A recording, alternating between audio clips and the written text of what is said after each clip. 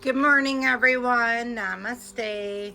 We are going to be reading out of my Let Them theory. We're still on chapter 1. Stop wasting your life on things that you can't control. And Let Them theory. What an amazing idea. I couldn't believe how different I felt. I started saying let them anytime I felt stressed, tensed, or frustrated.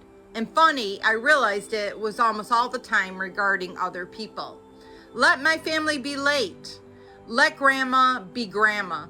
Let people hate the photo I just posted online. Let the neighbor's dog bark all day. And now we're moving on to researching the theory.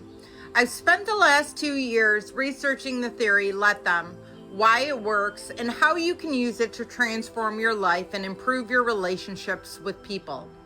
In writing this book, I spent so many of the world's leading experts in psychology, neuroscience, behavioral science, relationships, stress, and happiness. You'll meet them as you read the book and their research, and will be happy to apply the theories in countless situations into your life. As you will soon see, the science is clear that things work, and it works really well. But this book isn't about just introducing the let them theory. It's about the fundamental law of human nature. All humans have hardwired need for control. That's your ego. Your ego is hardwired for control. And your ego doesn't exist in higher vibrational frequencies. The fourth dimension, the fifth dimension, the ego is subsided. So it's your ego that really you need to take a back seat and become one with your higher self, so that you're not concerned about what other people are thinking, saying, and doing.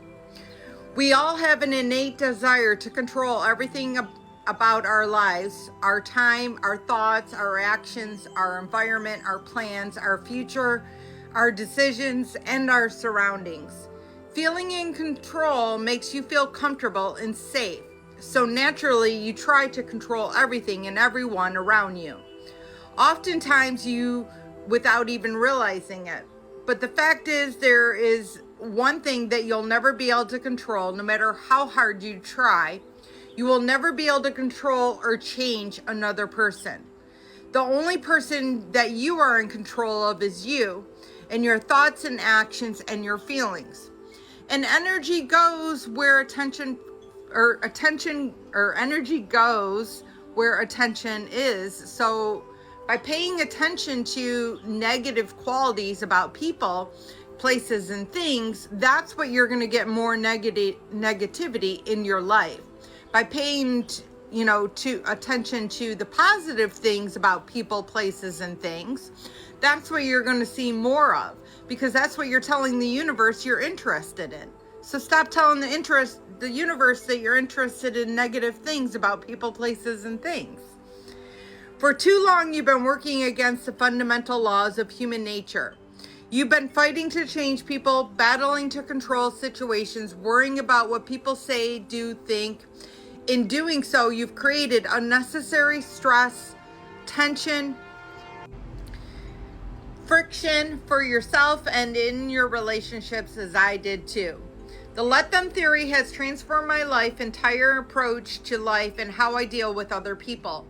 Instead of resisting the natural flow of human nature, I learned to embrace it.